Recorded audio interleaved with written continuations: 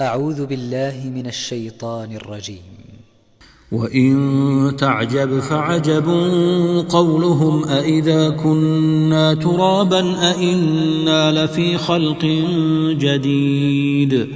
أولئك الذين كفروا بربهم وأولئك الأغلال في أعناقهم وأولئك أصحاب النار هم فيها خالدون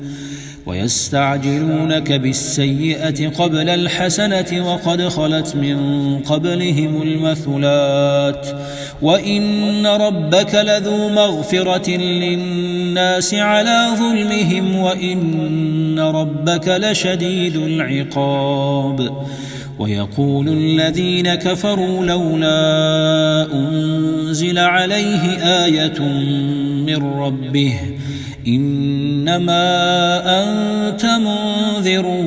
ولكل قوم هاد الله يعلم ما تحمل كل أنثى وما تغيض الأرحام وما تزداد وكل شيء عنده بمقدار عالم الغيب والشهادة الكبير المتعال سواء منكم من أسر القول ومن جهر به ومن هو مستخف بالليل وسارب بالنهار له معقبات من بين يديه ومن خلفه يحفظونه من أمر الله إن الله لا يغير ما بقوم حتى يغيروا ما بأنفسهم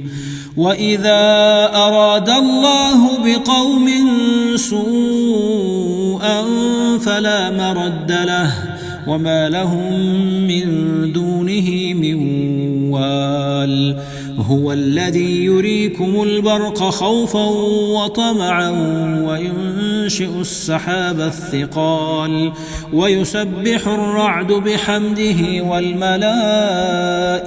من خيفته ويرسل الصواعق فيصيب بها من يشاء